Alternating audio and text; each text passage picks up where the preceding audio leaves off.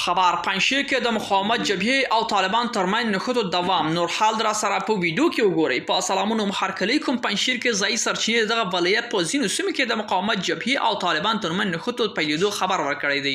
د سرچینو په وینا طالبان او مقاومت جبهې ترمن نښتې د جمعې پر سهار د غوي پر 13 پر یو حوزې ولسوالۍ په ځینو سیمو کې پیل شوي او تر ماسپښینه دوام درلودو. سرچینې زیاتوي چې دغه نښتې له امله طالبانو ځواکونو تلفات اوښتي، خو تر اوسه کومې شمیرې روښانه کړې نه ده.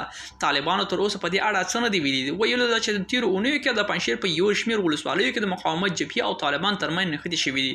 د دغو نښتو په پایله کې جګړې دواړو لورو ته تلفات اوښتي، خو سربیره ګڼ ملکیان هم وژل شوي دي. ځایي سرچینه طالبان ملکي وګړو وژل کېدل عاملین بولي، خو طالبان دغه ادعاوې ردوي. ملګرو، دا به زموږ چمتو شوي ویډیو. که ستاسو دې ویډیو په اړه کوم نظر پیشنهاد لرئ، موږ سره په کومنټونو کې شریک کړئ او د لا ښکلو ویډیوګانو لپاره له موږ سره پاتې شئ. تر بیا ښې چارې.